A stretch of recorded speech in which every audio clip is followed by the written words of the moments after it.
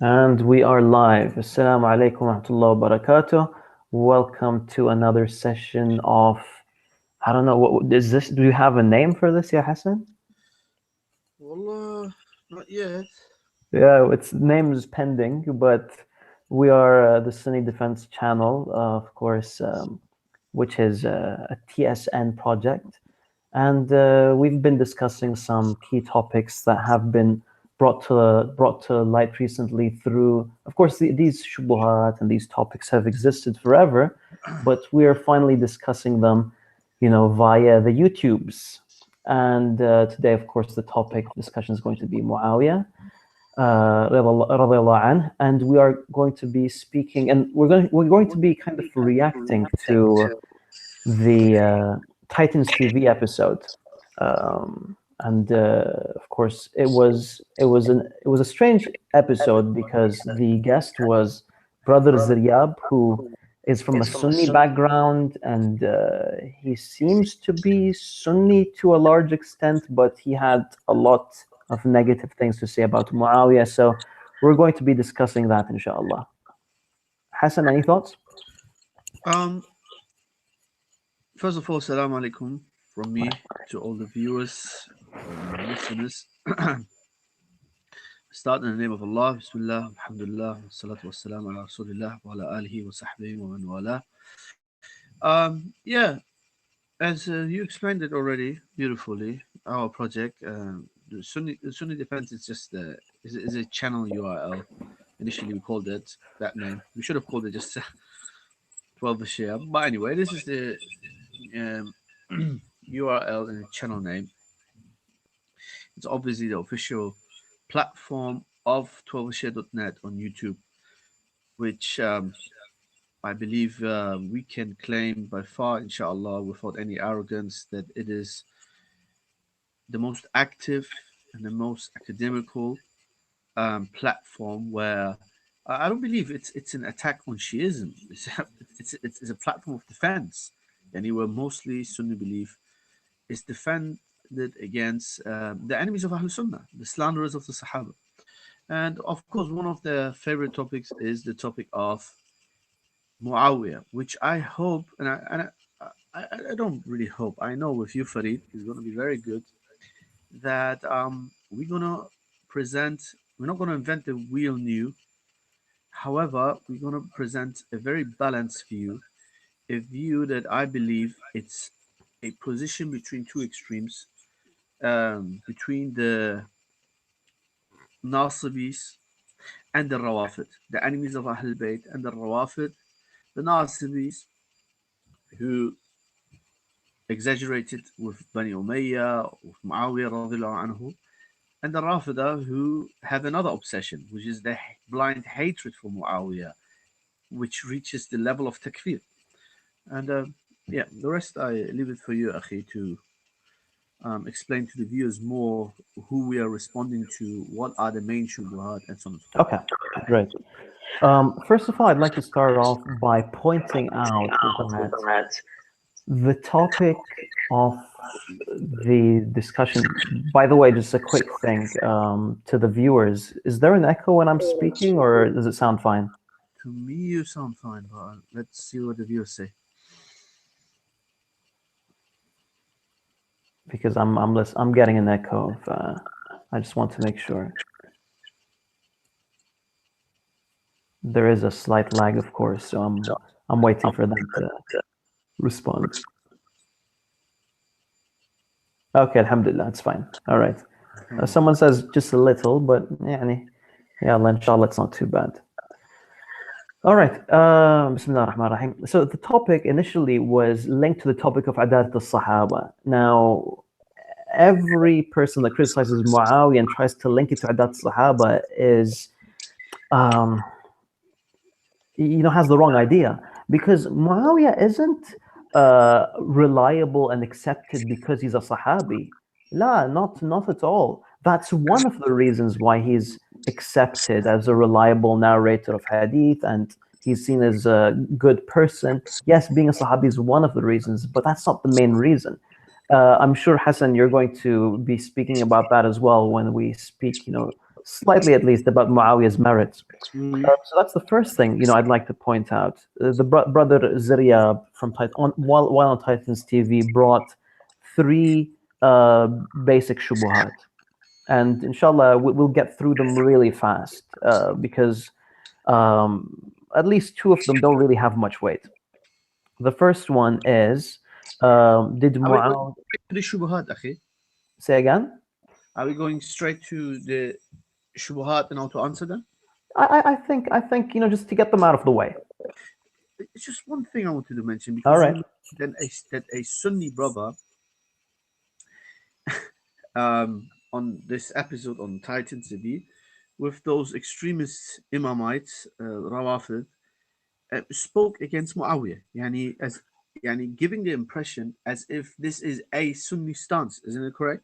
That you can speak against Muawiyah, that attacking Muawiyah is also a Sunni thing. Well, first of all, there were no Shi'is on that episode.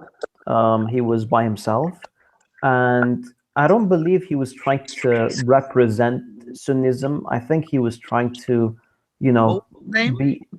username, or whatever. His name is Ziryab. Remember when I was with Hani, he was with us on the panel on That the... guy who claimed that Nara Ali, Ya Ali Madad, calling upon Ali is also a Sunni slogan or someone else? La, that's Saracen, I believe. All right, okay, whatever. Yeah. Just one thing I wanted to mention before we start, so it's very clear that we're gonna get to it, inshallah, to explain that there is no ghulu with Muawiyah. You're gonna, inshallah, see, dear viewers, that the position of Ahl Sunnah wal Jama'ah, and I say this as Akshia, is the most balanced and fair position when it comes to Muawiyah. And anybody who claims to be a Sunni, because there's a lot of charlatans in the world, including in the Arab world. I can name you a number of names, people who are masquerading as Sunni scholars. Yeah, some of them openly on the payroll, and it's very interesting. Most of them have very close ties to the Iranian regime. There's a number of Iraqi Sunni, fake Sunni sheikhs who always appear on Iranian TV channels, Arabic TV channels, other TV channels who openly attack Muawiyah. But I just want to mention just one quote, so we understand what Muawiyah means to Ahl Sunnah and why it is such a delicate topic and why the extremist Imamites like to enter the door, let's call it the door, the gate of attacking and slandering, and the whole intention, the whole hadaf, aim, is to ultimately make takfir, declare the vast majority of the Sahaba as kuffar. The reason why they enter from Muawiyah is because they know Muawiyah's position with regards to us, Ahl Sunnah Jama'ah, is nowhere close to the position than other Sahaba. Where's Ali bin Abi Talib? Where's Muawiyah? Where's Abu Bakr Siddiq? Where's Muawiyah? With all due respect for Muawiyah radiallahu anhu, and may Allah be pleased with all the Sahaba, because they know they can enter the gate of attacking the Sahaba best from starting with Muawiyah. So I just want to say one quote, and I'll then let you, Brother Farid, continue. I have a very important quote, which is Su'ila Abu Abdurrahman al-Nasa'i. Abu Abdurrahman al-Nasa'i was asked عن Muawiyah ibn Abi Sufyan, about Muawiyah ibn Abi Sufyan. صاحب رسول الله صلى الله عليه وآله وسلم, the companion of the Prophet صلى الله عليه وسلم. فقال, then Abu Abdurrahman al-Nasa'i said, إنما الإسلام كدار, إنما الإسلام كدار, verily Islam is like a house. لها باب, it has a door. فباب الإسلام الصحابة, so the gate of Islam is the Sahaba. The Sahaba narrated the Quran, the Sahaba narrated the Sunnah. فمن آذى الصحابة إنما أراد الإسلام, so who goes after the Sahaba, who goes after attacking the Sahaba, even if he starts from Muawiyah only, his aim, intentionally or unintentionally, هدم الإسلام, it's the destruction of Islam. كمن نقر الباب إنما يريد دخول الدار فقال فمن أراد معاوية فإنما أراد الصحابة. So then he says, so whoever starts off with Muawiyah, he really intends Islam. رواه ابن عساكر narrates this in his تاريخ And there's other sources as well, Tahdhib al-Kamal, and so on and so forth. So this is one of many quotes.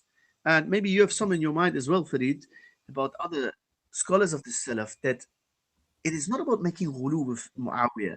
It's not that we are, obsessed with Muawiyah and our saint Muawiyah. It is not us who say, Ya Muawiyah Madad. It is not us who do shrine visitation of Muawiyah, licking, kissing the grave of Muawiyah. It is not us who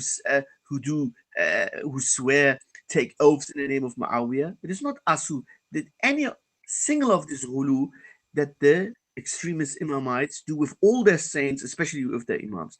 So it's not us being obsessed with defending Muawiyah too much, loving him too much.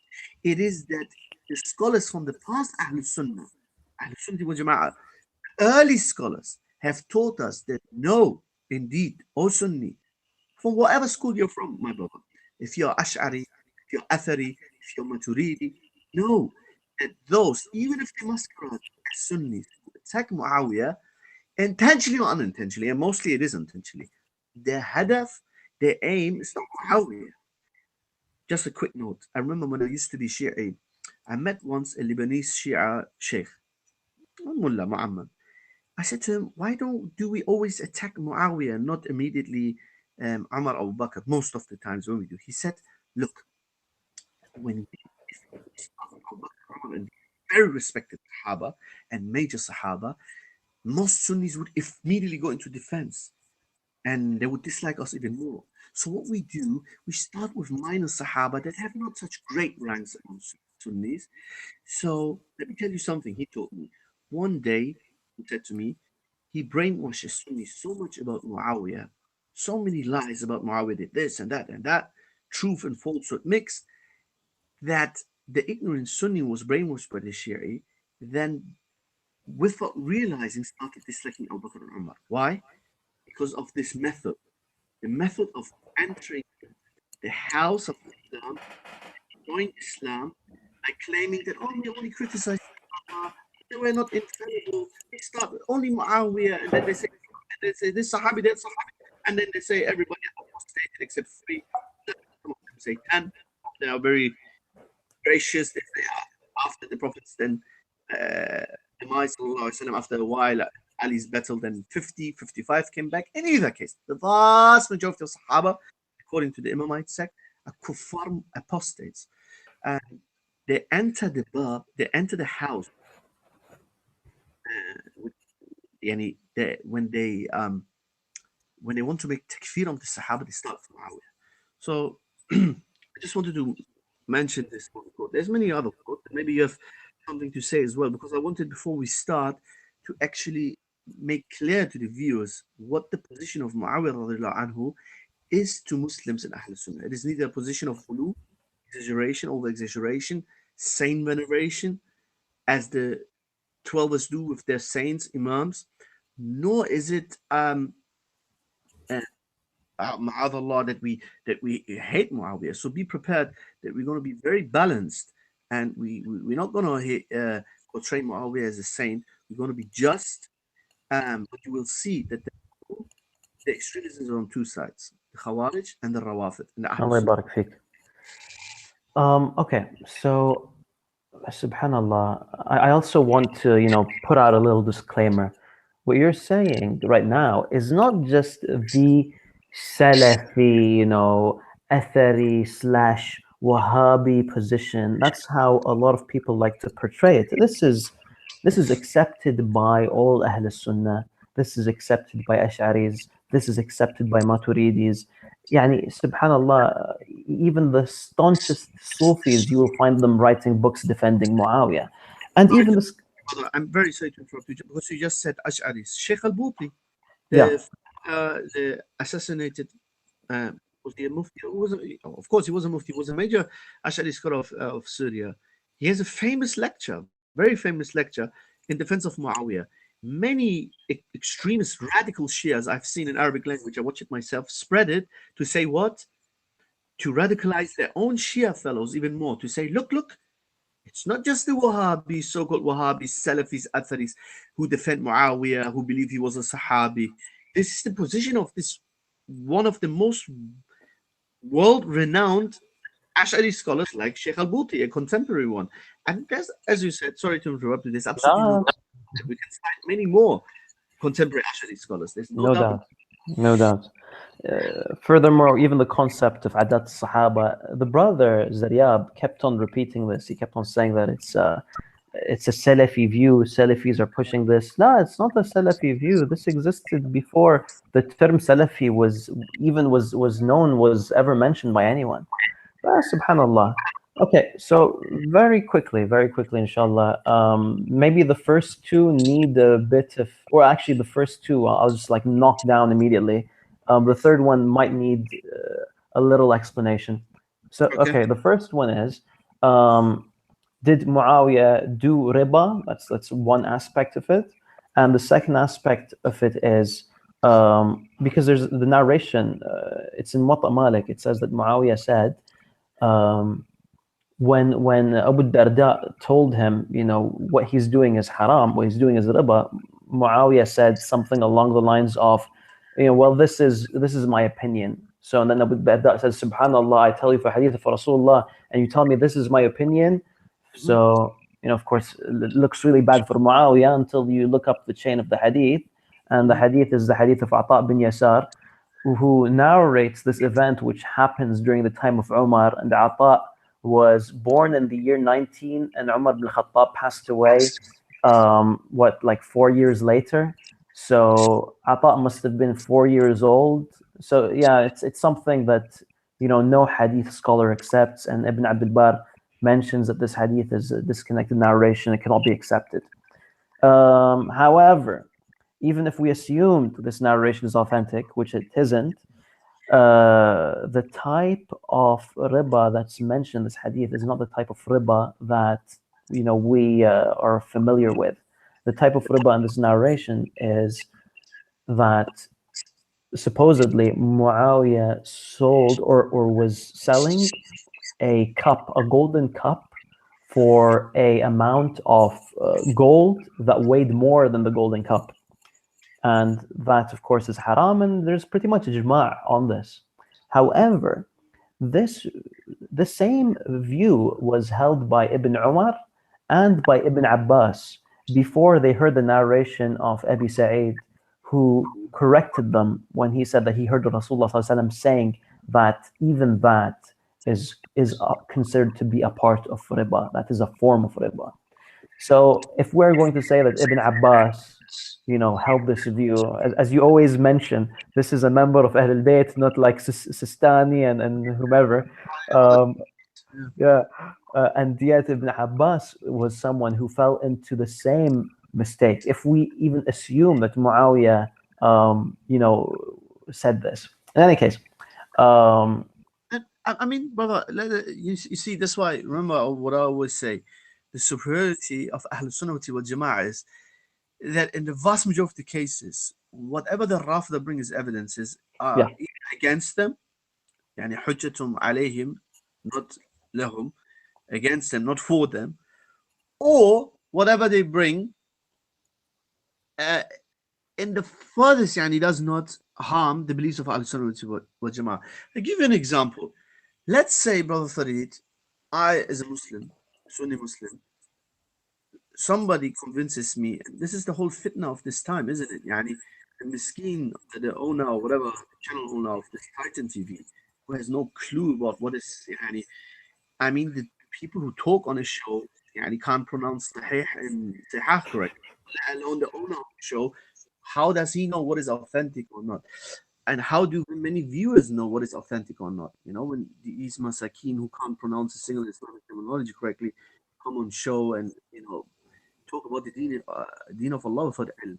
Let's say, I say, for the sake of argument, Aslan, let's say, okay, Muawiyah, Aslan, you know what? He sold riba on that day. He dealt with riba on a day, and on top of it drank alcohol. Okay? For example, for the sake of argument, everything evil a Shia can imagine regarding Muawiyah, he's a boogeyman to them, the worst. He did it all in one day. What does that make him? Does that make him a kafir? Is this our usul? No, of course not. Don't we have usul? Are we not Muslimin? Is there not a difference between kufr and we're going to come to the points that they use to say no, but there is evidence for kufr. But as for riba, so somebody pointing out, if it even was, and as you said, the narration is not even authentic, and it's not even about the riba that we know today. So even if it was, what does it change? Nobody downplays the sin. It's a sin, is a mistake. But where did Ahl Sunnah from begin with claim that Sahaba make no mistakes? Yani, don't these people read the Quran when we say we follow Sahaba in good? Yes, we have a verse for following the Sahaba. There's zero verse about following Ahl Bayt. لقد رضي الله عن المؤمنين إذ يبايعونك تحت الشجرة. And we have والسابقون الأولون, and we have many other verses where Allah says those who followed them in good. So, yani, in the worst case, actually, I as a Muslim wouldn't follow Muawiyah in this mistake, isn't it right? Yep. No. That's if it was proven, the accusation. Mm-hmm. All right, carrying on.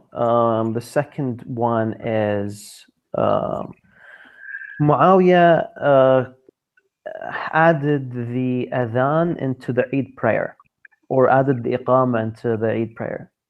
So that's the shubha.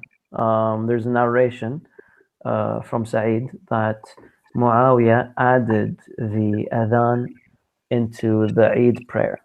Mm-hmm. But that's basically it. I mean, yeah, that's pretty much it. And that's it. And it's yeah, you know, this is the thing. We've spoken about this previously, very briefly, and not this specific thing, but I said to you, Hassan, akhi, I don't get why people hate Umar for things like Taraweeh. Taraweeh is like what? It's Salah. You know, why? You know, what's the evil? What's the evil in this? You know, it's not like Umar, you know, closed down the masajid or something like that. You get what I'm saying? And you said something very interesting to me. Did you recall what you said? No.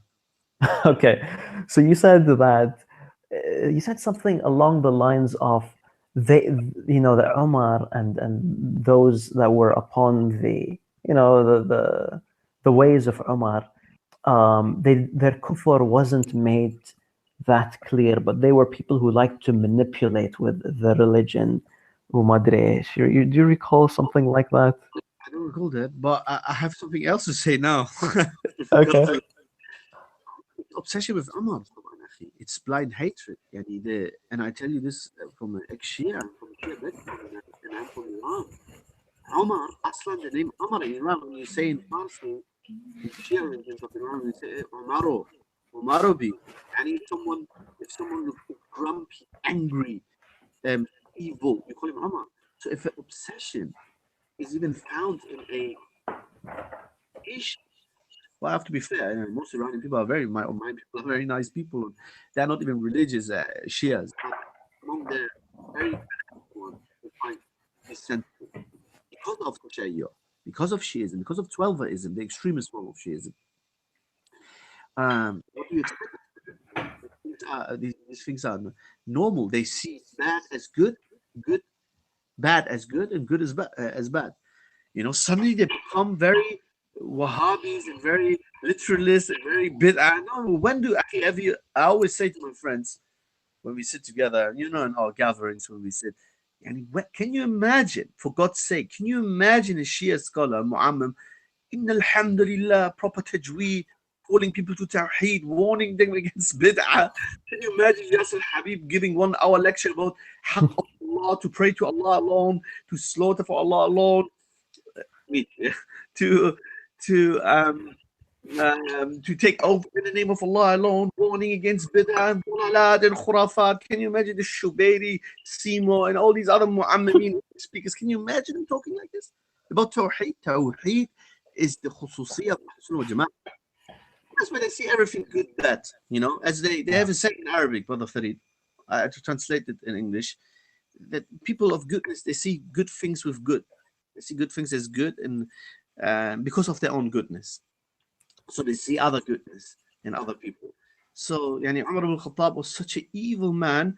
What do evil Kafirs do and think say, wait a second, I'm such an evil munafiq. The religion of Allah. Look, this one is fun. Look, think about it. We don't want to sidetrack and talk about Taraweeh, but just quickly. So Ammar, such an evil man, that one night he was sitting and saying, I'm going to destroy Islam. I know how. I'm going to make people pray during the whole of Ramadan in congregation, jama'ah, salah, to Allah alone, pray to Allah alone, invoke Allah alone, weep, read Quran. Yes, that's how you destroy Islam. That's how you. This is destroying Islam. But wailing like Yahud, constantly as a ritual form, wailing. In Islam, you shed a tear, you cry. Forms of ritual wailing at the well of مقعد معقل الخرافات, يعني bastion of khurafat. Karbala, I've watched this video of this Simo the Muammam sitting there giving some lecture, talking hours, repeating himself. You hear in the background in Karbala wailing. I swear, you think it's Jerusalem, because this is the sunnah of the Yahud, constant wailing as a ritual. So constant wailing, even in Ramadan, having bid'ah days like Shab Zarbat, they call it in Farsi. Shab Zarbat means Yawm al-Darba, yani the day. And even Ramadan, where we pray to Allah alone, invoke Allah alone, even Ramadan is dedicated to Ali bin Abi Talib, because Ali bin Abi Talib is all their deen. They invoke him. It's their ilah. So even in Ramadan, they have a day where Ali was assassinated, where they put the Quran on the head, and they invoke the 12 Imams, and they read in Jama'ah. That's the funny thing. In Jama'ah, right, with bid'ah, yeah? In Jama'ah, they read together dua. They make dua. They prayers together. And they invoke other than Allah, and they wail, and they put Quran on the head. All of this is from Sunnah, but of course, Taraweeh is bid'ah. Taraweeh is, of course, bid'ah. The point is clear, man. The point is clear. Barakallah fiqh. Inshallah, one whole session about Taraweeh to prove that, inshallah, without a shred of doubt, with a shred of the Sunnah of Rasulullah sallallahu alaihi wasallam. No, Umar, no Ali can introduce anything in Islam, especially in the time of Umar. Ali was alive, and we can prove this easily in future sessions, inshallah. I just want to point out that, sure, let's say, because there's ikhtilaf among the ulama about who was the first person who first included the adhan into Salat al-Eid. But, even if we say that it's Muawiyah, I mean, does this mean that he's a murtad or a kafir or a fasiq? But inshallah, when we speak about his merits, we go through some of his merits, it will be clear, the type of person that he was, inshallah.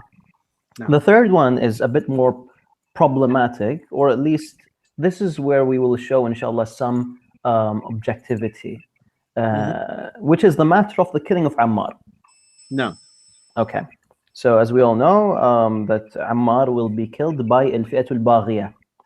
And what al-baghiyah means is, al-fi'at al-baghiyah is the transgressive group. And subhanAllah, this is something that is historically proven, that Ammar was indeed killed at Siffin by the army of Muawiyah. And that is used as evidence against Muawiyah to prove that he's a fasiq or a kafir. Of course, first of all, no one can use this to prove his kufr, because it just refers to them as al-fi'at al-baghiyah, not al-fi'at al-kafira, for example, like that. So, in itself. But they use it as a dalil. Well, we have to make it clear to the viewers. The Imamites, the 12ers, they use this narration, that one group calls to the hellfire. They say hellfire for disbelievers, calls to hellfire, caller to hellfire, kafir. Huh? So this that's a completely different topic, akhi. But I'm just saying that I added it on purpose to say that they use these kinds of narration in regards to Muawiyah to make takfir. So because you Okay. said you can't make takfir based on this. Well, yeah, لا لا لا هو he keep this thing in mind. حديث تقتل عمار الفئة الباغية is one hadith, yes. and the other hadith is مالي عمار, I think, أو يدعونه إلى النار ويدعوهم إلى الجنة. That's a different hadith. That's a completely different hadith. Use both. What I meant is they use both to make takfir of Muawiyah. For them, this is clear enough that Muawiyah is a kafir. Sure. I mean, one could tie the two narrations together, and of course, I have written an article, lengthy article about this, about how some people have assumed that this is a narration in Sahih al-Bukhari. However, the earliest manuscripts of al-Bukhari do not include it.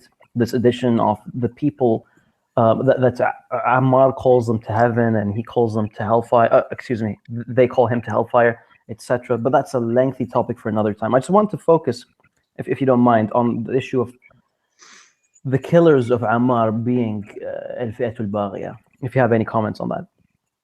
You're asking me? Yeah, sure. First of all, I believe we as Ahl Sunnah wal Jama'ah, we have to be just. We have to be just with our opponents. Obviously, in theologically, the staunchest opponents of Ahl Sunnah are the Shia. Historically, we can't deny this. We can't sugarcoat this. It doesn't mean that we have to, get at each other's throats. We have to keep civil limits, and we have to keep it academically. You should see the comments, man. Yeah, let people. We have to better ourselves. I myself and everybody else. Nobody's perfect. I'm not perfect. None of us is perfect. The only ma'sumin. Ali ibn Abi Talib wasn't perfect, wasn't a ma'sum. Abu Bakr as-Siddiq wasn't ma'sum. The only ma'sumin were the Anbiya and the Risala. Even they were human beings. They were human beings at the end of the day. Perfect human beings compared to us, but still human beings. We have to better ourselves, and we have to be fair, and that was my point, to our opponents. We can't exaggerate. Look, brothers and sisters, there's one danger, which is being reactionary. This is very dangerous. Having blind hatred. This is very dangerous.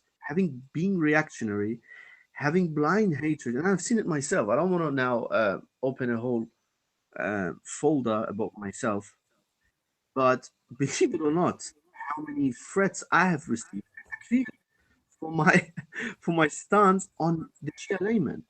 My family, not because it's my family, I'm Shia, my country, I'm mostly Shia, because I do believe that most Shias are not even practicing. Many of them are nice people. Many of them are brainwashed or don't understand these matters, and it needs to be explained to them. And people making takfir on me. Imagine making takfir on me, saying you don't have wala, you don't have bara, so you don't have bara against these mushrikeen. So I advise you by one statement of the Prophet ﷺ, which is yakum wal ghulu. And he mentioned it, I think, more than once. Kama qala sallallahu alayhi wa alihi wa sallam. Yakum wal ghulu. Which is, you can say, be careful of ghulu, be careful of exaggerating in anything when it comes, especially in the religion. So our love for the Sahaba shouldn't turn us into Sahaba worshippers or people who venerate the Sahaba, as our opponents have fallen into this ghulu exaggeration. It has become mainstream in religion. It has become mainstream in the religion that the shrines have iconography, they have pictures, images, portraits of their imams who are ironically drawn like young Persian females, womanish faced man. They invoke the imams, they pray to the imams, they slaughter for the imams, make nazar for the imams. They have attributed all these ghulu and exaggeration to the imams. We shouldn't be like that. We should be just. So now, with this introduction, this question about what do I say about Fi'at al-Baghiyah. So the Prophet says clearly that those who fight, kill Ammar are Fi'at al-Baghiyah. Fi'ah can be translated as a group, right? But it's a transgressive group. And that's what it is. We shouldn't sugarcoat it.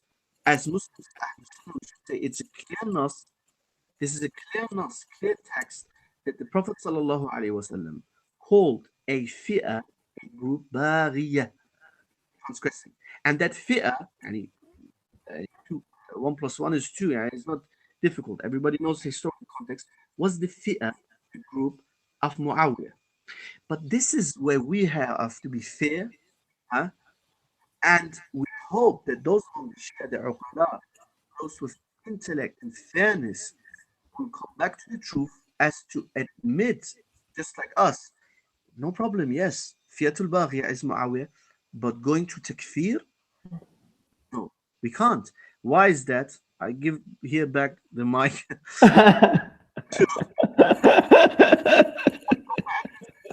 We have nusus from the Quran and from the Sunnah and from Ali's own mouth that fi'atul baghiyah, the transgressing group, doesn't mean the kafir group, doesn't mean that Muawiyah is a kafir. Wallahi, we have a very beautiful saying in Farsi. It's called kase daghtar az ash. It means a ka'as in Arabic, and Farsi we say kase, means a bowl, hotter than the ash. Ash is a very beautiful, delicious Persian soup, especially in winter. So kase daghtar az ash, do you understand? A bowl that is hotter than a soup, or as they say in Europe, more Catholic than the Pope. We can't be more Ali than Ali. We can't be more Ali than Ali, more Quran than the Quran. If the Quran and Ali don't support takfir of Muawiyah, then we can't make takfir on Muawiyah. As simple as that. I'll leave it for to now, and maybe later I can quote some stuff today. All right, Allah barak fik. Well, the first evidence that the term baghat or baghiyat is not a statement of takfir. Very commonly quoted verse in the Quran to respond to this is in Al-Hujurat. وَإِنْ طَائِفَتَانِ مِنَ الْمُؤْمِنِينَ اقْتَتَلُوا فَأَصْلِحُوا بَيْنَهُمَا فَإِنْ بَغَتْ إِحْدَاهُمَا عَلَى الْأُخْرَى فَقَاتِلُوا الَّتِي تَبْغِي. All right, so it's clearly stating that it's possible for Farid, for the viewers. Say again? Please translate it very clearly for the viewer. Inshallah. So if there are two groups of believers that fight one another, then make peace among them. And if one transgresses upon the other, then fight the one that transgresses. That's the basic statement. So the two believers, groups can fight each other, but our believers are addressed by Allah as believers. This is a clear nas from the Quran. They always say this. They always say things like, how can, this person fights and that person fights and this one is in Jannah and that one's in Jannah. And this is the Quran. Exactly, subhanallah. And this is the Quran responding to them, subhanallah. Okay. So that's one very simple response, very clear and basic and simple response from the Quran. The term baghiyah does not mean that, it's a kafira. So that's one. The second thing is it's very clear that Muawiyah had no intention of killing Ammar. And if we go to Muslim Imam Ahmad, we find an authentic chain in which Muawiyah has brought the news of the death of Ammar. And how does Muawiyah react to this? Okay. Taqiyya, they will say. No, not at all. He says, did we kill him? Ali killed him. Ali brought him to us. He tossed Ammar on our spears. He tossed him on our swords. This is Muawiyah's reaction. Why did Muawiyah say this? Of course, first of all, he knows of the hadith. He knows that the killer of Ammar is al-fi'at al-baghiyah. And he does not want to believe, first of all. He does not believe. Say again? It's the group that is on batil. He doesn't want to be on batil. Exactly. He's not denying the hadith. He himself has heard the hadith. That's number one. Number two is his reaction. He does not want to be the killer of Ammar. No. Notice that. So if Muawiyah wouldn't, if Muawiyah was aware that he would be killing Ammar by doing this, he wouldn't have gotten involved. And secondly, what's Muawiyah's, what's going through Muawiyah's mind when he said this? Ammar, of course, was like 90 years old. So bringing Ammar to battle in itself to him, and according to his rationale, this is like you're killing Ammar by bringing him to us. So that's Muawiyah's rationale. Of course, we disagree with Muawiyah's rationale, but it just goes to show that Muawiyah does not want to be, the person who did this. He does not want to be accused of doing this.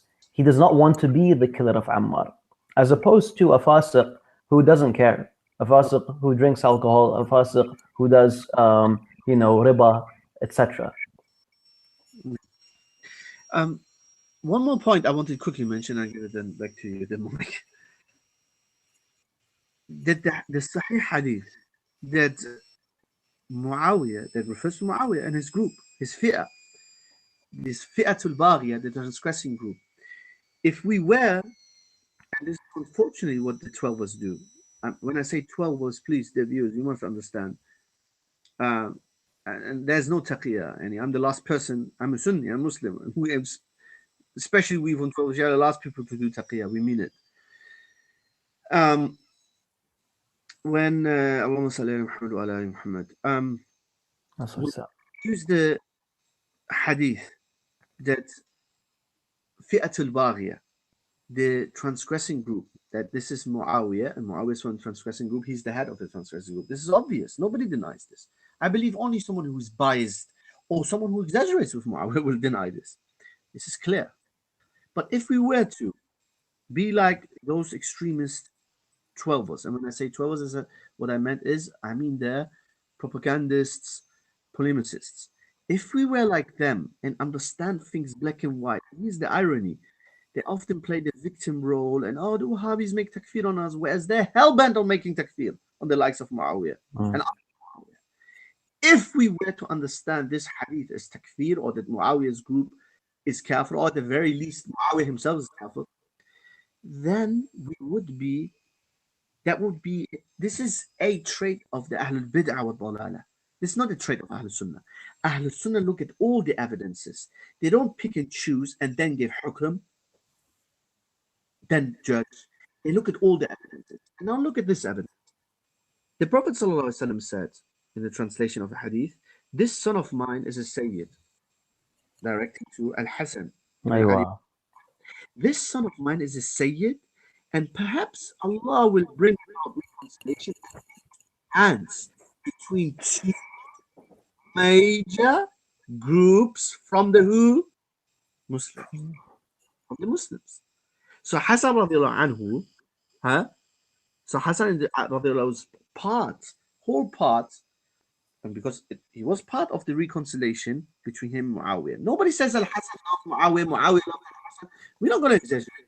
We're just saying, look, there is supportive evidence. There's other evidence. If you put them together, you will understand things not like a takfiri. And they are the real takfiri. They are those hell-bent on the You will understand. You will be fair. You will say, fair enough. Fiatul Baghiyah. Muawiyah made a mistake. He was the head of Fiatul Baghiyah. You can't make takfir.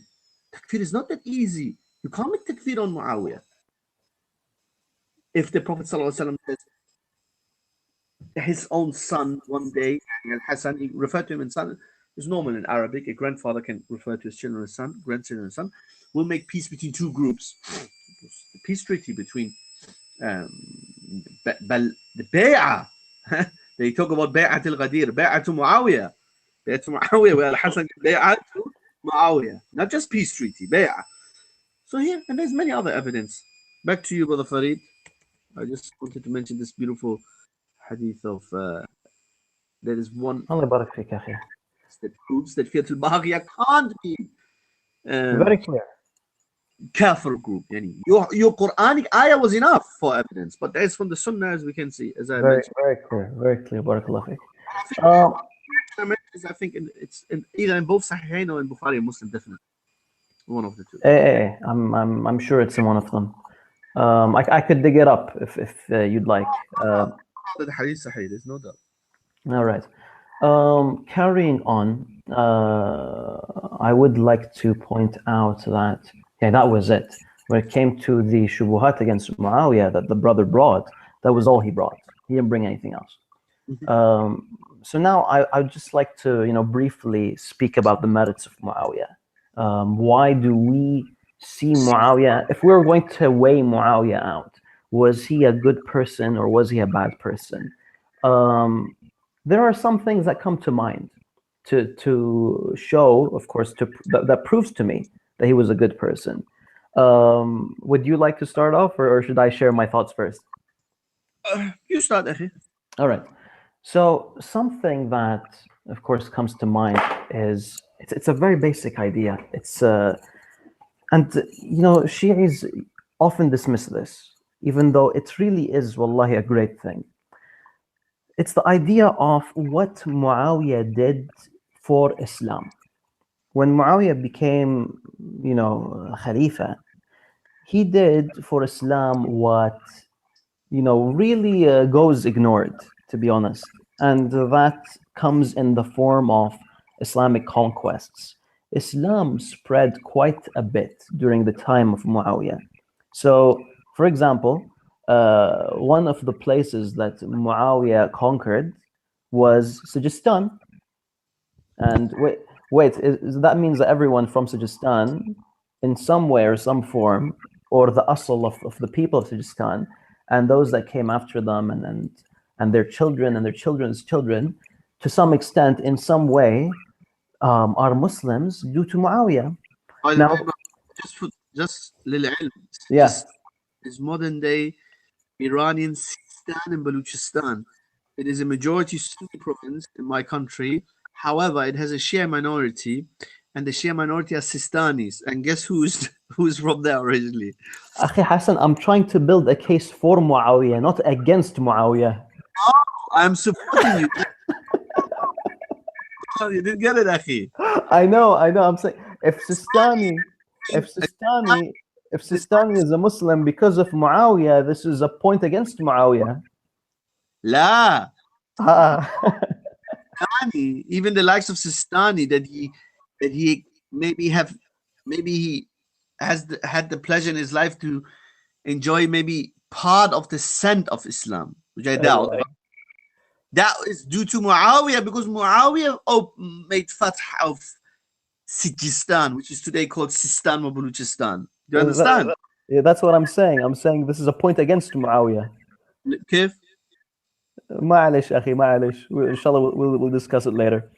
In any case, there are, of course, some notable figures. There are some notable figures that have become Muslims due to Muawiyah's conquests.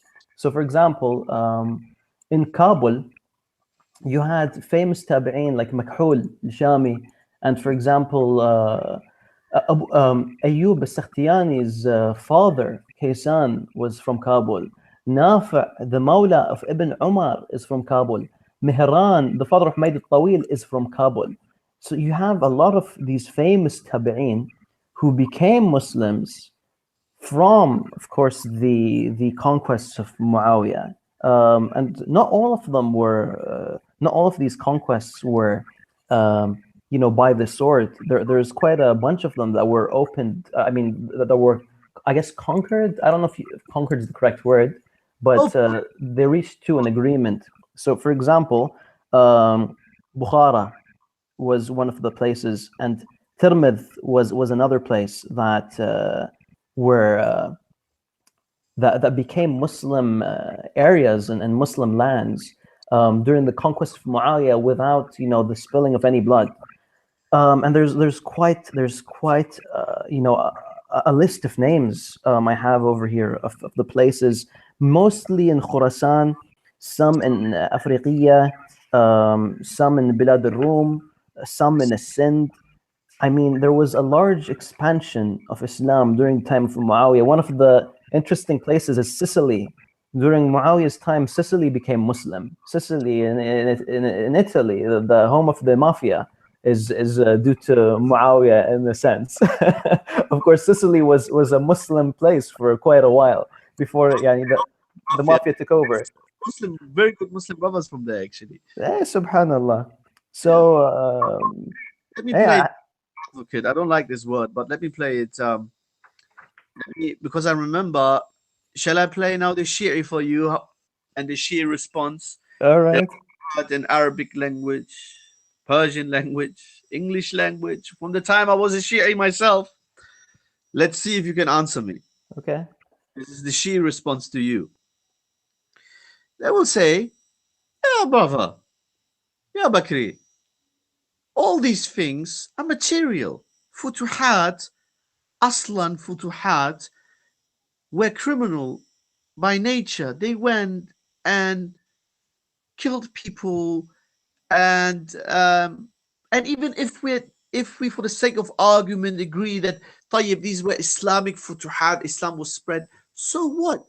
Your Prophet ﷺ in your own Sunni book says that this message, Islam can be spread even by a fasiq. Huh? So at the worst position for us Shias, at worst, we will admit that all right, طيب, يعني, even if we see this that Islam was spread, which it wasn't anyway, it was Bani Umayyah Islam, blah blah blah, then Islam can be spread by a fast according to your narrations. So what do you say about that? I know the answer, but I want to hear from you. Well, to me, the first thing that I would say is that this is a clear manqaba. I mean, the apparent nature of this is a merit, and one would have to prove that he's a fasiq. And even if one were to provide evidences, for example, that he was a fasiq, as of course we've been through a bunch of them today, it's quite clear that the merits exceed that of the supposed accusations of fisq. Secondly, as I previously mentioned, there were some areas that were conquered without any bloodshed at all. So, those are two things that come to mind. What would you add to that? I believe the answer is there's a way more obvious and easier answer to that, which is the Prophet ﷺ saying in authentic narrations that this matter, this Amr, this Islam will be victorious, and even if it's at the hand of a fasiq person, of a sinner, or with whatever alfaz the hadith comes with. It definitely doesn't come with the with the love, with the terminology kafir. It's about a Muslim who's a sinner. The point is that statement of the Prophet doesn't mean that that person doesn't get the reward for doing what he's doing, the good thing. Yani, even if we assume that Muawiyah is by default a sinner, let's say this is his status, sinner, it doesn't mean that the good will not benefit him. It doesn't. The good is the futuhat. It doesn't mean that the good will not benefit him. Why is that? This is again why it's so important to learn usul. This is because as Muslims we believe what cancels all your iman. What is it that cancels all your iman, all your a'mal, including the Prophet's a'mal? The Prophet has been threatened in the Quran. This is Quran. He has been threatened with one thing. Yani that all his a'mal, sallallahu alayhi wa sallam, will be wiped out. Anyone's shirk, if you commit shirk. So Muawiyah, even if we assume that he made a lot of mistakes, and even if they use the hadith about that even a sinner or a fast can spread Islam, well, it doesn't mean that the good deed of spreading, that he will not reap the reward of it. You understand? Because the only person who does not benefit from his good deeds is who? Yani who's the khasir? Who's the loser on Yawm al-Qiyamah? They are those who fall to graves, whip themselves bloody, invoke other than Allah, attribute all these lies of Ahlul Bayt to Ahlul Bayt while thinking what? This is a Quranic ayah, that they are doing good. Whereas it was Shaitan who has misguided them, portraying for them ill, showing them good as bad and bad as good. Those are the Qiyamah, not the one who is a Muslim in the end of the day and has mistakes but has spread Islam. No. Yeah, that makes sense to me. All right, so that's what I had to say, and basically when it comes to these actions, these futuhat. I mean, whether you like him or you don't, Muawiyah contributed more to the spreading of Islam than anyone listening to this chat, and you and me, and pretty much anyone who's alive today. And I think that's something that no one can really dispute. Now, those who criticize Muawiyah, or let's not say criticize, I mean, those who condemn Muawiyah to be a fasiq or to be a kafir or whatnot, I strongly, wish that you would look into yourself and say, what have I done for Islam? And then try to compare that to what Muawiyah did for Islam.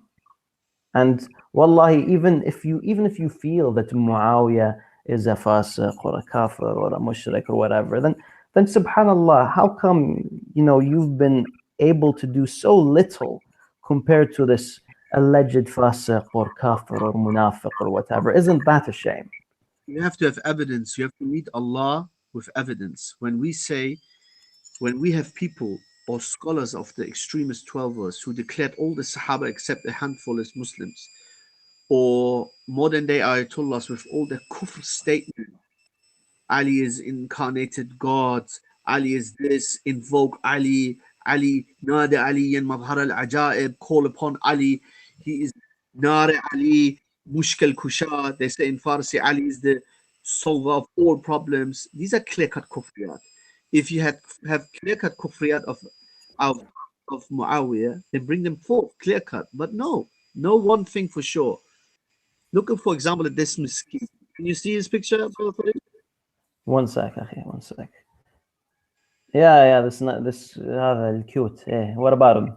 Dear friends, you can't be much more knowledgeable than this person. Aywa. In fact, most of you don't even know Arabic. So imagine this man has a show, Kamal al-Haydari. Hundreds of thousands watching it. Miskins make a video, Muawiyah, Sahaba is kafir. And the miskin wants to say kafir. Sahaba is kafir. All right. 100% proof. Exposed Shia Rafid. So I watched this video. And he looked the world, what a joke it has become, subhanAllah. Deen has become a la'ba, waliyadhu billah, has become a game for people. He narrates some random narration, that Fulan said, that the Prophet said, sallallahu alayhi wa sallam, Muawiyah will die upon other than Islam. That's his hujjah on TV. Of course, he got exposed left, right, and center. The narration is not authentic, contradicts numerous other narrations. But I mean, this is what you've got, Brother Farid and the viewers. And if this is the best shots, and I didn't even pull out my stuff. I mean, I left Shiism. I believe. Today I was watching one of the videos of this polemicist, Shia polemicist, and one of the videos said, if you don't embark the ship of Nuh, he means Nuh alayhi salam, then if you don't take from the Al Bayt Ghadir, Bay'at Ghadir, and you can't pronounce their own group's name, then you will be destroyed and whatnot. We believe we follow Ahl Bayt. We have narrations from Ali ibn Abi Talib in our books. We have from Ibn Abbas narrations. When they say follow Ahl Bayt, come to us, follow Ahl Bayt, love of Ahl Bayt, virtues of Ahl Bayt, what they mean is Majlisi the Zindiq, Kulaini the Zindiq, Tabrisi the Zindiq, Ni'matullah al-Jazairi the Zindiq. They want you to follow those Zanadiqa. As for us, we have our own. We have our Ahl Bayt. We have the narrations from Ahl Bayt. I give you one. Narrated by Ibn Abi Mulaika. Somebody said to Ibn Abbas, Abdullah ibn Abbas radiyallahu anhuma. Abdullah, son of Abbas. Al-Abbas is the uncle of the Prophet. This is a real Hashimi.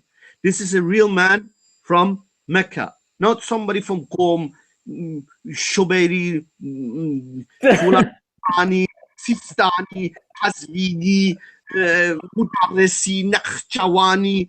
Not all these people. This is a real Ahlul Bayt Hashimi. Listen to what real Ahlul Bayt said. So somebody came to Ibn Abbas, real Ahlul Bayt, real Bani Hashimi, and said to him, can you speak to the chief of the believers, Muawiyah, as he does not pray except one rak'ah as witr? Somebody had some issue about Muawiyah with salat witr. And then Ibn Abbas replied, he's a faqih. إنه faqih. He's a faqih. Faqih. Somebody who has understanding of the deen.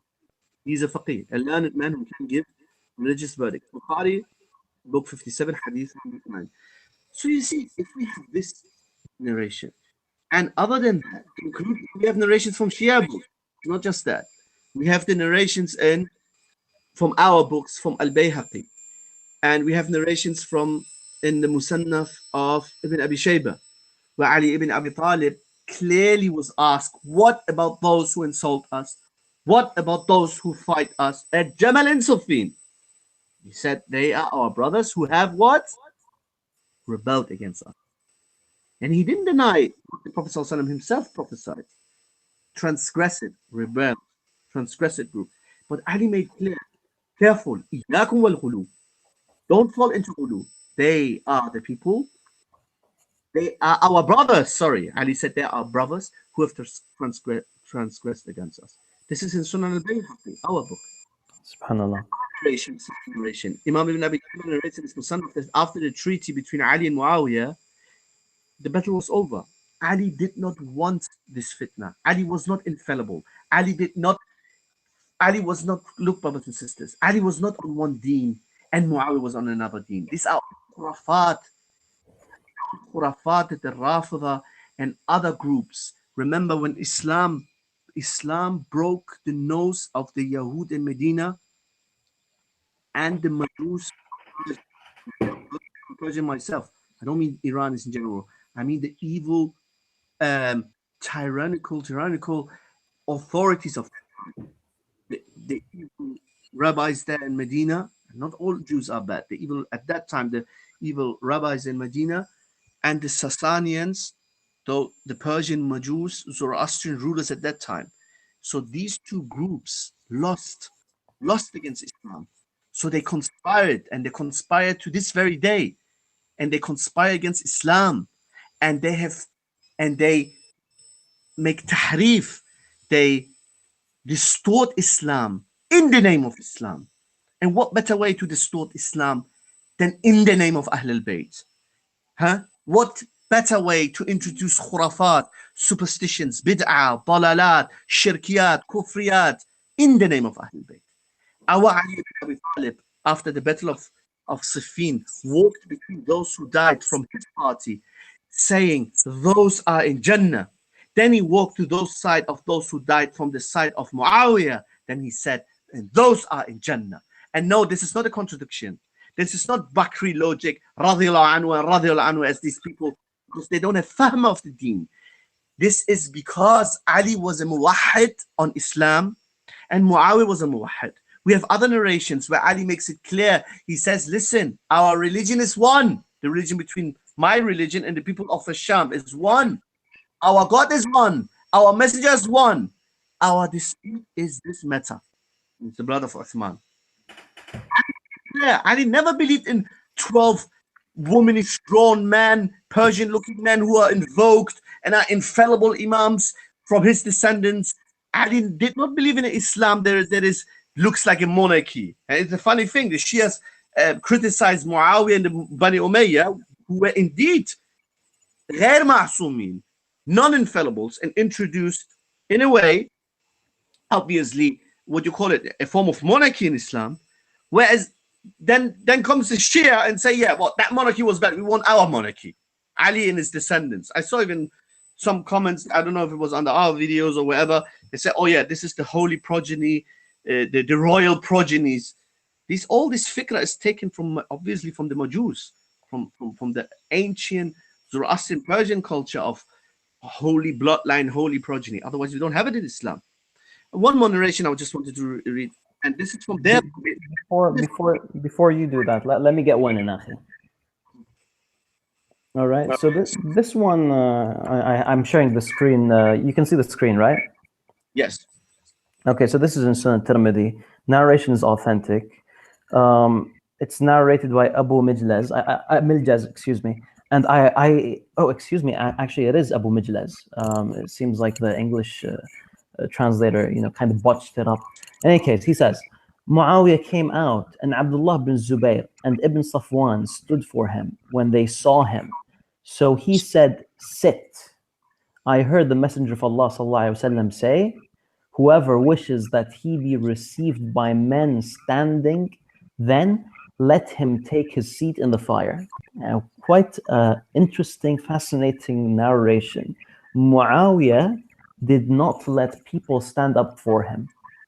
I'm just trying to provide this nice little narration to show you the character, to show the character of Muawiyah. He was not what one would expect. Is this the evil tyrant that is in the minds of many Shias, or is he, somewhat more modest than that? And this is one of those narrations that kind of show Muawiyah in a different way. I wanted to add one narration because I mentioned two Sunni narrations where Ali clearly make takfir. Ali radiallahu anhu wa salamullah alayhi did not make takfir on those who fought him. And what is worse, insulting Ali or fighting Ali? Which is worse, Brother Farid? Insulting Ali or fighting Ali? طبعا fighting. Fighting, because fighting has a possibility of killing. But Ali was not ma'asum. Ali was not hujjatullah fil aradhin. Ali was not infallible. Ali was not even close to the rank of Ibrahim alayhi salam and Musa and Isa ruhullah. No, just like Abu Bakr wasn't. Ali knew that he is a human being, a follower of the Prophet sallallahu alaihi wasallam, a sahabi, a member of Ahlul Bayt, who was on haqq, inshallah, in those matters. And here now, look at this in their own books. Jafar al-Sadiq narrates from his father Al-Baqir. Ali never accused the ones with whom he fought of shirk, polytheism, or hypocrisy. You have to understand this narration. What that means, i.e. takfir. Ali didn't call them mushrikeen or munafiqeen, as in kuffar, mushrikeen, out of the fold of Islam. Rather, he would say, they are our brothers who rebelled against us. Ikhwanuna baghaw alayna, in Arabic. This is in Wasal al-Shia and Qurb al-Asnad and in Majlis al-Bihar. And as far as I know, Brother Farid, Qurb al-Asnad is one of the oldest books. It is, yeah. It's one of the oldest. Now I want to mention one thing. Narration in their books, they are aware of it. Wallahi al-Azim, because I was interested as an ex-Shia, I wanted to know the opinion of the scholars. Maybe I got something wrong. I listened to the best shot they got from Kamal Haydari and an original and the Arabic. I watched and listened in Arabic. What does Kamal Haydari say about this? What does Yasir Habib say about it? What does name me? The scholar will tell you that most of them I listen. All of those from among the scholars who do have video material, book material online. You know what most of them say? They purely downplay this narration. I remember Yasir Habib said in one lecture, yes, this narration is correct.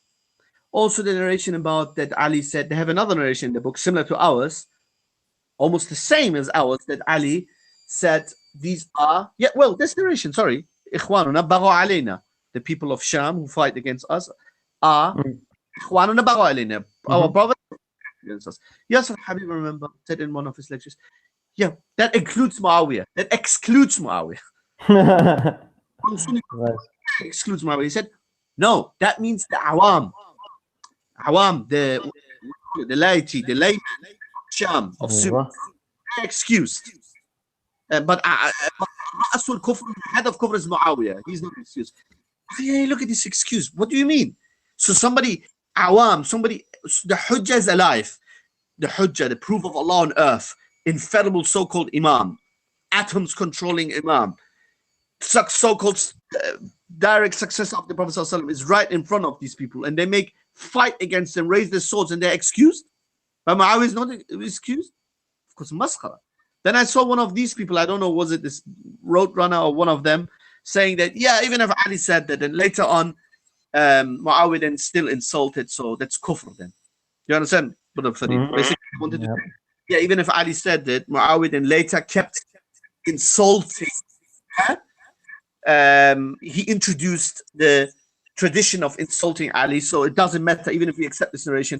Still, Muawiyah is a kafir because he, yani, look at the himaqa, yani, look at the stupid, with no respect, because people who don't understand this simple matter, Ali is saying here, yani Jafar al-Sadiq said in their book, Ali never accused anybody of who fought him of shirk and hypocrisy, nifaq, fought him. So if Ali never accused anybody of shirk and hypocrisy, because it was a fitna, not because it's beautiful and lovely to fight Ali ibn Abi Talib.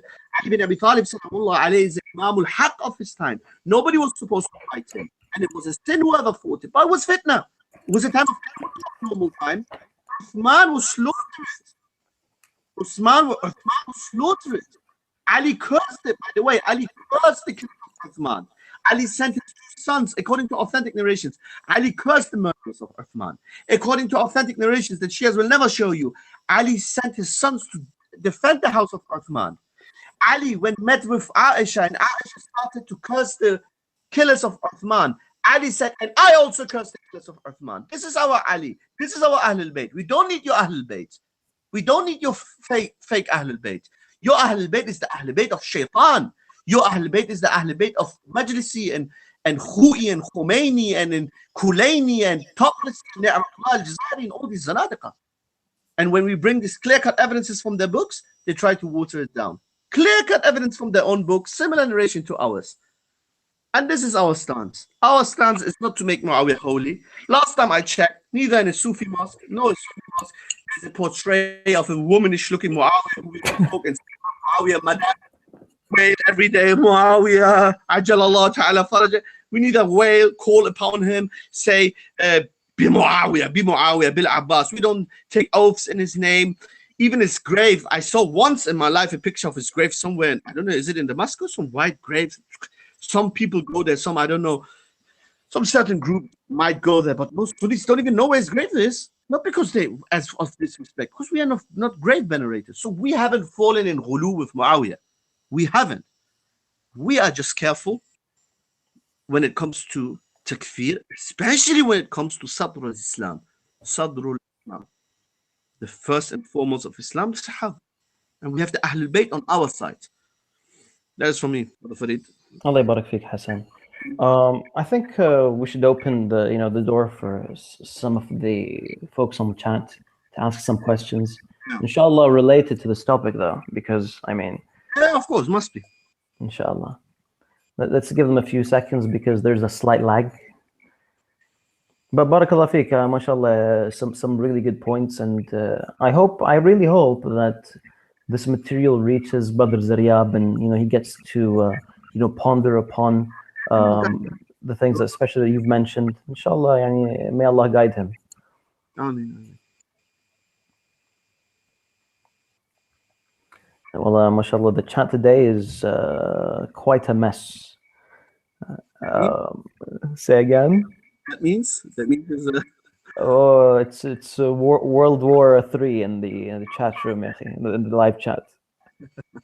Now it's calmed down. As soon as I opened the door for some questions, it seems like everyone went quiet. Yeah.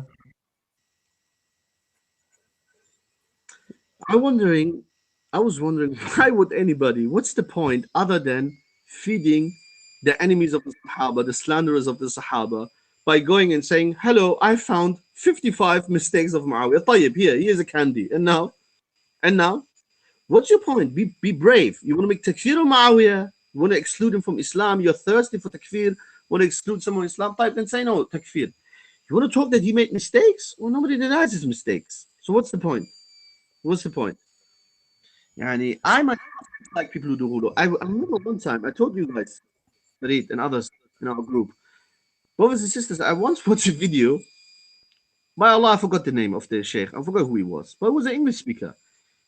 1 hour lecture about Muawiyah. He mentioned at least 4 mawdu', yani fabricated narrations in praise of Muawiyah. Mawdu'. I was absolutely shocked.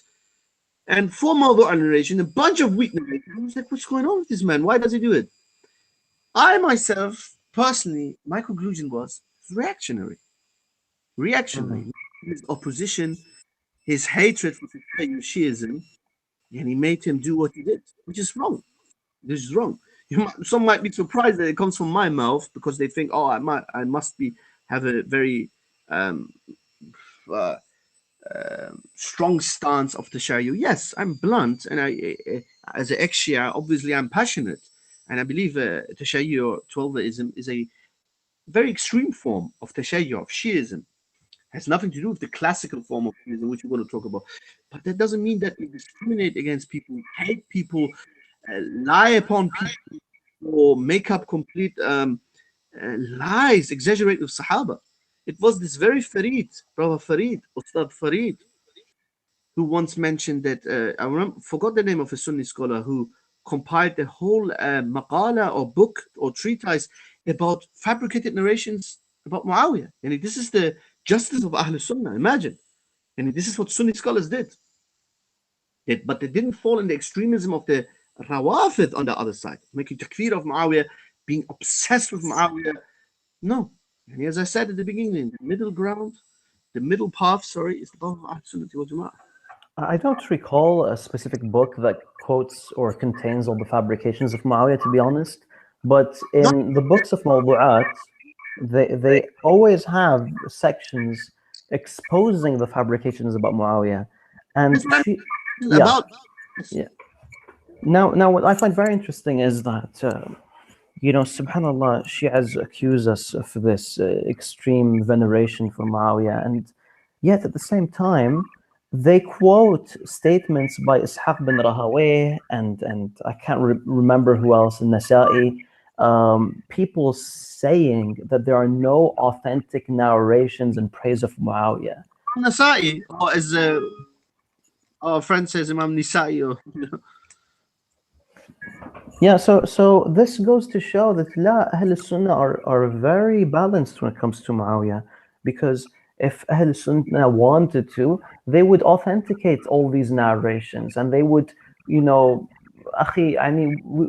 would have as many narrations, if not more, praising Muawiyah, and they'd be authenticating all of them, and they'd be saying that no, Ali doesn't have any authentic narrations, when we find the exact opposite. We find Ali having all these narrations of merits, and we don't.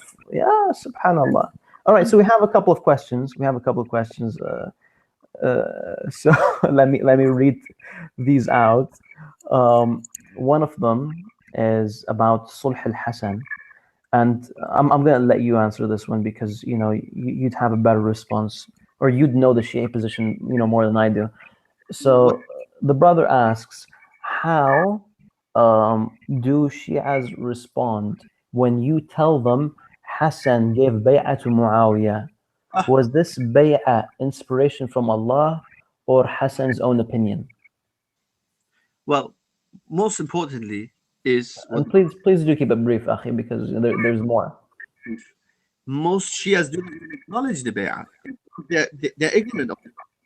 They have been brainwashed that Muawiyah and Hassan did sulh, and the scholars, the evil scholars who lie to the layman Shias, may Allah free the layman Shias from this evil scholarship. Most evil scholars tell their followers, no, there was no bay'ah, it's sulh. Didn't the Prophet, how evil they are. They say to the followers, didn't the Prophet sallallahu alayhi wa sallam, they do salat al-batra. This is incomplete salah of the Prophet, to say sallallahu alayhi wa sallam. Where's the sallam? Sallallahu alayhi wa sallam is all right. Sallallahu alayhi wa sallam is good. Anyway, they say to their followers, sulh Hudaybiyah. Didn't the Prophet make sulh, peace treaty between mushrikeen? Hassan made peace. Of course, this is a blatant lie. Blatant lie.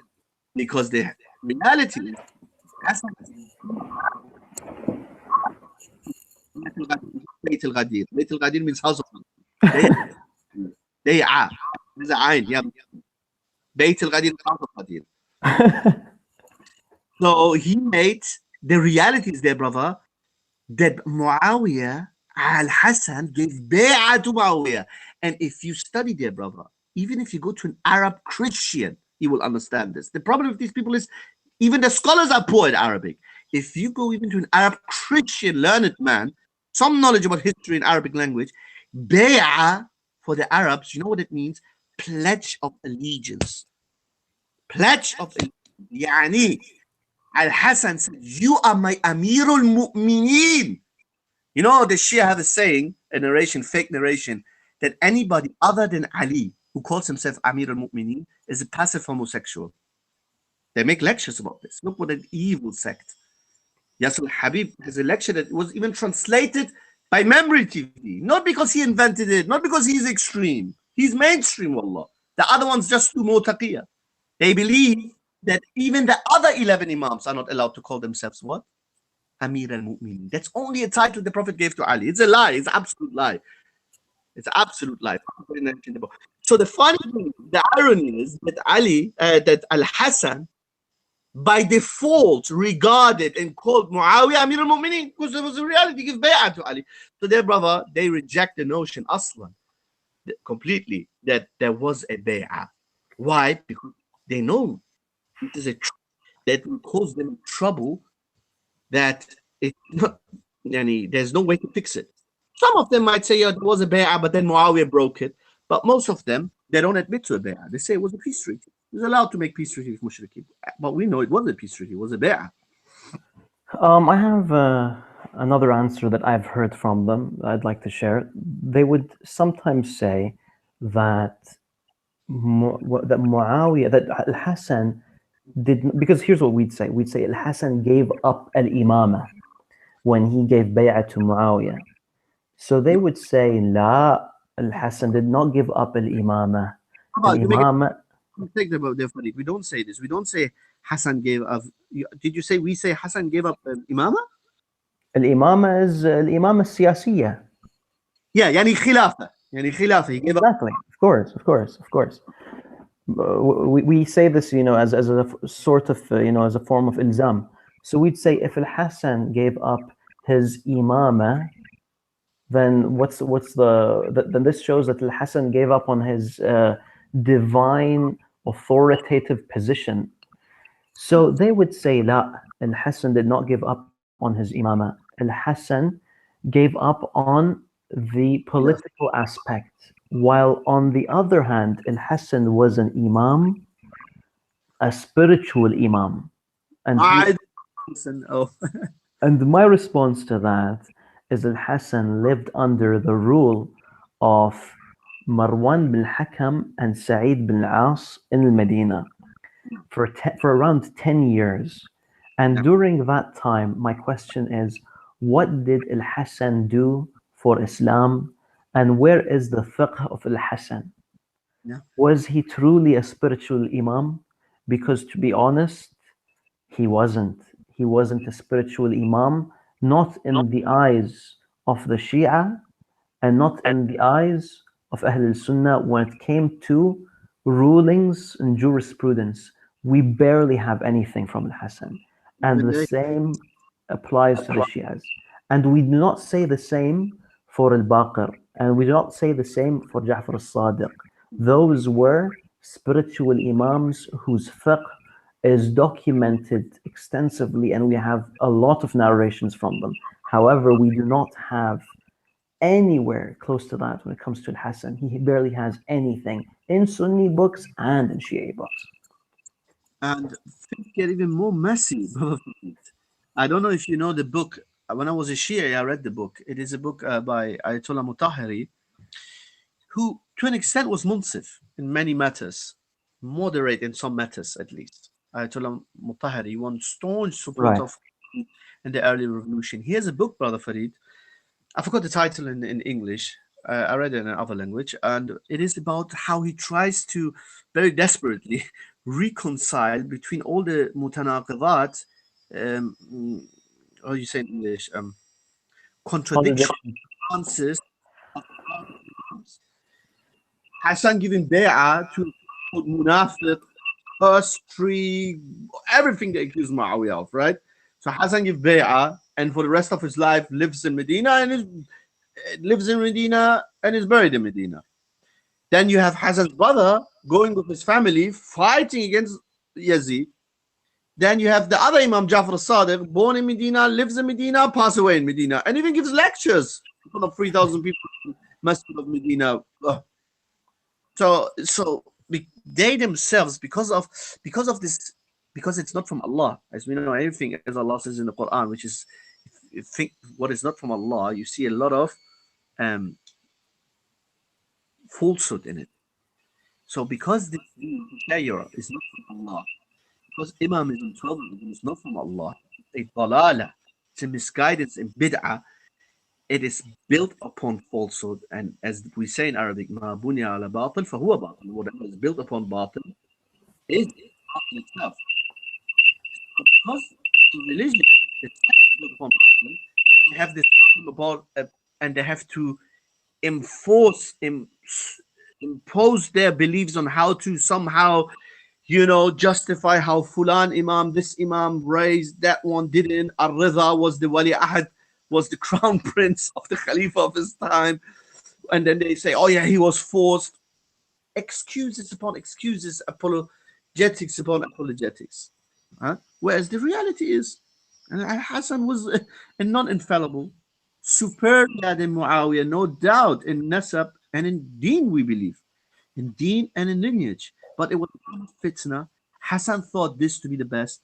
Hassan would never give bay'ah to a kafir. Never ever would Ahlul Bayt give bay'ah to a kafir. Hassan gave bay'ah to a Muslim. Khalas. That's all Ahlul Sunnah wal Jama'ah say. They don't say Hassan gave bay'ah to the holy saint Muawiyah.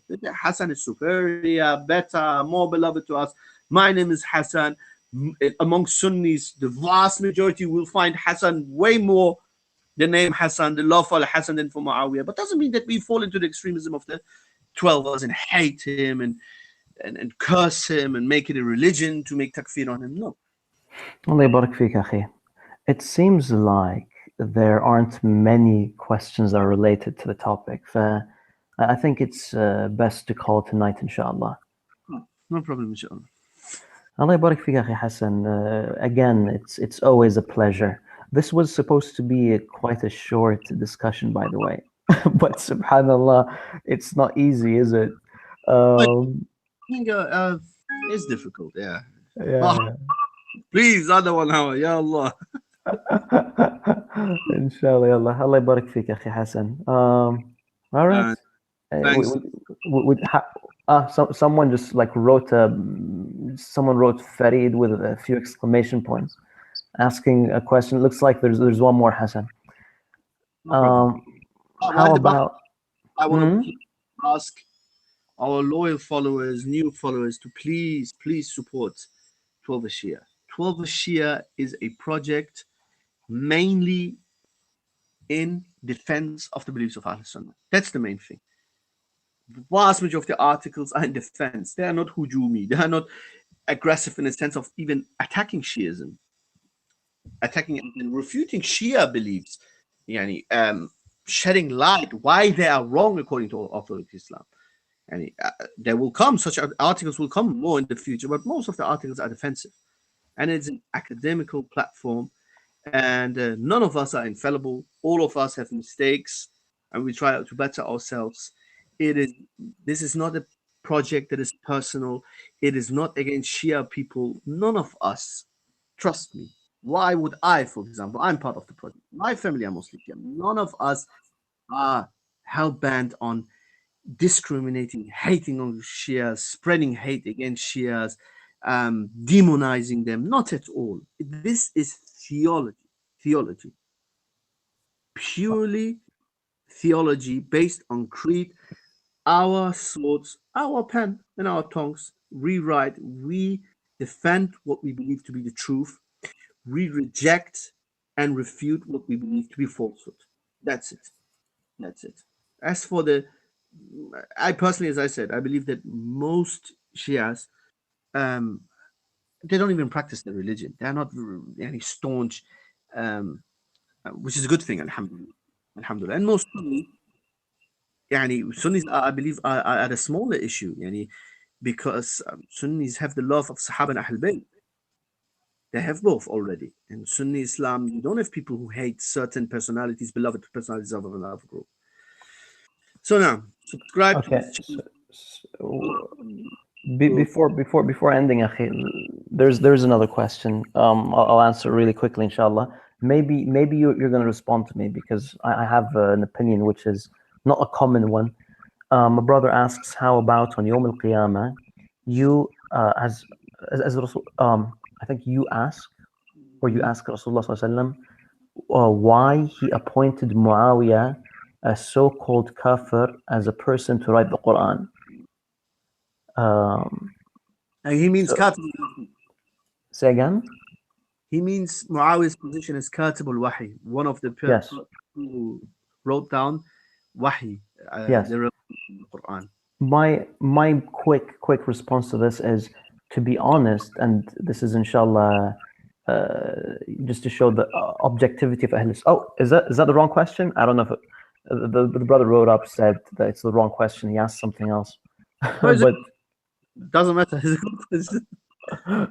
Okay, but here's a quick response to this. Either way, it's I personally haven't seen any evidence of Muawiyah writing the Quran or being instructed to write the Quran. Yeah, and I don't know if you'll agree, Hassan, or disagree. My opinion is, I make it even easier. Even if it's clear-cut evidence that Muawiyah was one Katib al-Wahi, I believe this is in it by itself not the greatest evidence for a merit of a person. Why? And here I've seen some ghulu by some Sunni speakers who make it, blown it out of proportion, make it too big. Because historically there are narrations that there were some people who were Kutab al-Wahi, writers of the Wahi, and they became later apostates. Of course, the argument from Muawiyah is different because we believe that Muawiyah, obviously, evidences, did not become a murtad. He did not apostated from Islam. So the Fadil will say, if he was a katib, if it's proven that he was a katib al-Wahi, then it will be a virtue and merit for him. However, in it by itself, it can't be, you can't use it like as the ultimate hujjah against your Shia opponent, because the Shia opponent can say, yeah, well, there's Fulan or Fulan narration. There were some people who later left Islam. You know, there's it would be one person. It would be one person, and not a bunch of people. And to be honest, I'm not sure. Yeah, they would have a case as in saying, look, so let's say even he was, but he became. Anyway, it goes back to the original argument of theirs, which is, yeah, but Muawiyah was a kafir. Hassan, quick one right here is someone asks, and this is a Shi'i, I believe, who's asking this. As for the hadith of Sa'd, when Muawiyah ordered him to curse Ali and he refused, what's the ruling of cursing and insulting Ali? What's the ruling of cursing? It's very easy, the ruling. Shall I answer? Please. Cursing and insulting anyone other than the prophets, cursing or insulting the prophets is kufr. Cursing or insulting any other than the prophets is a sin that takes you not out of Islam. Dalil. If Shia say, and remember Farid, you have watched that clip as well. This one miskin, Harun, Rizwi, Naqvi, Taqvi, I don't know what his name is, one of the Roadrunner gang. In Hyde Park, the miskin. We downloaded it. Hope we did, Farid, I hope. He shouted, Aliyun ma'al haq wal haqu ma'al Ali. Sahih Bukhari or Muslim. Aliyun ma'al haq wal haqu ma'al Ali. This hadith is not in any of the both Sahihain. Sahihain are the two books. It's not Sahih Sitti. It's Al-Kutub As-Sitti. This is the most mature, correct, although there might be some scholars who called it Sahih, but the correct terminology is Kutub As-Sitta, the 6 books of hadith. There was only 2 are agreed upon to be Sahih. So the hadith, Aliyun ma'al haq wal haqu ma'a Ali, or man sabba aliyan faqad sabbani, if they mean this hadith, one of these 2 hadiths this miskin said is in Bukhari and Muslim, Aliyun ma'al haq, or whoever insults Ali has insulted me. In either case, it's both wrong. Both is wrong. So their brother insulting Ali, there is no evidence that it is kufr. It is a sin. It is a great sin. It is a great sin to insult any brother, Muslim brother, let alone Ali ibn Abi Talib radiyallahu anhu wa alayhi salam. So it's a big sin. But you can't be more Ali than Ali. You can't be more Ahlul Bayt than Ali. You can't be more Quranic than the Quran. And if the Quran says two believers can fight each other, fight. What is worse, fighting each other or insulting? Fighting. If Ali was asked by similar people like you, brother, the brother who asked the question, look how interesting. Listen to this video when it's recorded later online. Listen to the narrations I quoted from Sunni books and from Shia book. How Ali answered people like you 1,400 years ago. People like you are not new, my dear brother, my dear Shia friend. Similar question asked 1,400 years ago to Ali. And Ali gave you already the answer.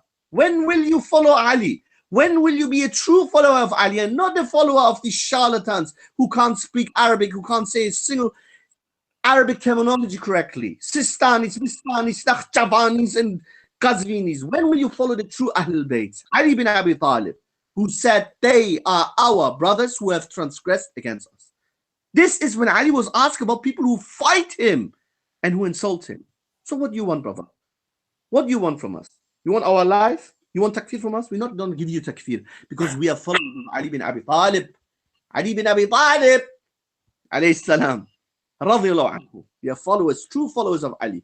Ali called them his brothers who transgressed against him. And we called them this. They were Muslim sinners. They made a mistake. It was a fitna. Ali was with truth. The statement is true. Ali is with truth. The hadith is wrong. It's not authentic. There's an article on TSN. It was released about maybe a week and a half ago. Anyone who visits the website will find it under the latest articles, latest post section. Whoever cursed Ali is cursing me. The Prophet yeah. That one you'll find the takhrij of the hadith, the grading of the hadith on the website. So you guys should check it out if you're interested. Even those who have mistakenly authenticated the hadith, even those, let's say this few Sunni scholars have authenticated, you must understand, they never understood it like the extremist Rafidha. Because Ali is not the prophet. The hukm of Ali is not the hukm of a prophet. If you insult any prophet, it is kufr. So even those who authenticated the hadith, whoever insults Ali insults me, they didn't take it in the literal sense. Here suddenly she has become literalists. Sorry, I don't want to say always she. Extremists amongst them. Fanatics amongst them. So my dear brother, insulting Ali is a great sin, is a big sin.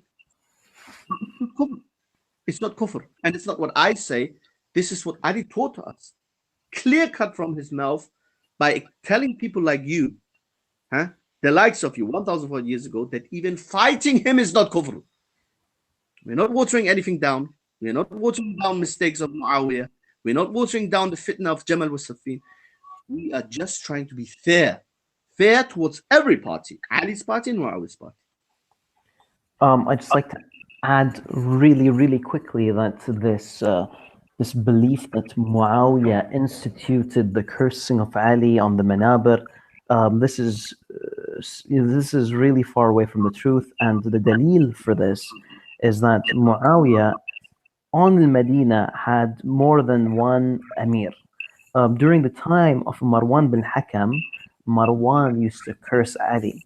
However, Sa'id bin al-As never cursed Ali. This just goes to show that this was never something instituted by Muawiyah, the cursing of Ali on the pulpits and whatnot. It's just something I wanted to make clear. This is something that's narrated authentically, by the way.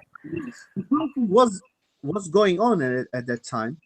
But it's evidence. Somebody says literally Muawiyah was the one who instituted it, set it up, and everybody followed him in this. We know.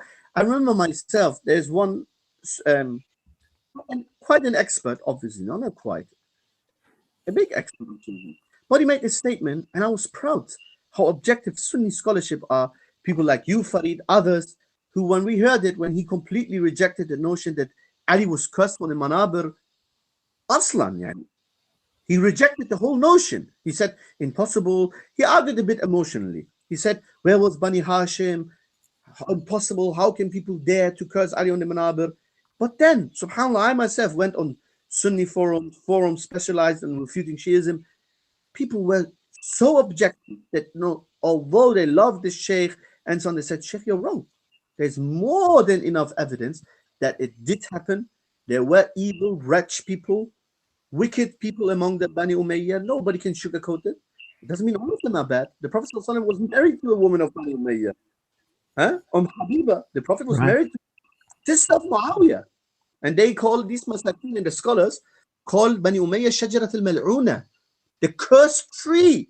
A cursed tree. So the Prophet ﷺ was married to a branch, a cursed branch. A'udhu billah. You see? All these insults, as I said initially at the beginning, the attack, direct attack against the Sahaba is an indirect attack towards the Prophet. This is those who started this whole thing intent the Prophet ﷺ, not the Sahaba. So anyway, Let's call it a night, akhi. no. Was a nice tag team, huh? Indeed, the pleasure was all mine, akhi. Pleasure was mine, akhi. I hope people benefited, and inshallah for future sessions. And hopefully, akhi Farid, one of these our Shia polemicists, they have to give it a try. You know, They have to should. give, especially those who have a very big mouth. You know. This is a message going out to all the Shias listening to this discussion. Do drop me a DM on the Twitter, on the Twitters, and inshallah I'll try to get you onto the panel next time so we could have more of a give and take and a discussion. My Twitter handle can be found in the descriptions below, Hassan's as well. Please do share this discussion, share the YouTube link, yeah, and do subscribe if you're not subscribed. Barakallah fikum. Now, one last thing I say to those Shia polemicists who are obsessed in writing in riddles, talking indirectly, writing indirect messages on their Facebook, social media here and there, talking suddenly about clothing styles, instead of this catchy party. Huh? Let's discuss, let's debate. Having a big mouth, storming parks of 30 plus, and then suddenly going into super occultation. Yeah, the occultation looks bigger than the occultation of your 12th one. So it's better to come sit down and discuss. Let's discuss these things. If one of us goes crazy, can't behave, cuts you off, I don't know, if it's unbearable, then khalas, then we will expose ourselves at our own hands. Other than That's that, true. That's we true. give you the time to discuss with any of you. Yahya Simo the Mu'ammar, Sayyid Husseini Shobairi, Hassan al-Qadri, these are kids, you know, but even that, if none of them, if the others are hiding one of them, come and debate me, come and discuss with me these matters. Us, of course, al-muhim, the most important thing is come discuss the most important matter that comes before anything else, which I prefer, which everybody should prefer, which is proof to us the imamah from the Furqan. Prove to us the imamah of your 12 imams from the Quran. No, not the 12 imams, one imam. The imamah I give you today is big tails. The imam of the first imam from the Quran. Come, show me Hassan Shemrani as a jahid. Show me that. Show me Hassan Shemrani did not read the Quran correctly. It's very clear, people. So clear. Wilayah of Ali is clear. Look at the verse that is about the wives. Look at the verse about the imam of Ibrahim. Israel. Come play your mutashabihat games. Show to the people that the Quran is with you. And then no problem. Then we move on. Quran is, we can go to Sunnah. Bring you strong Sunnah. Let's do that. Let's do that. All of us, inshallah. And we will have moderators. You can choose one of your moderators. Huh? Don't shy away. الله يبارك فيك أخي حسن. جزاكم الله خيرا. سبحانك اللهم وبحمدك نشهد أن لا إله إلا أنت نستغفرك ونتوب إليك. السلام عليكم ورحمة الله وبركاته. السلام عليكم ورحمة الله وبركاته.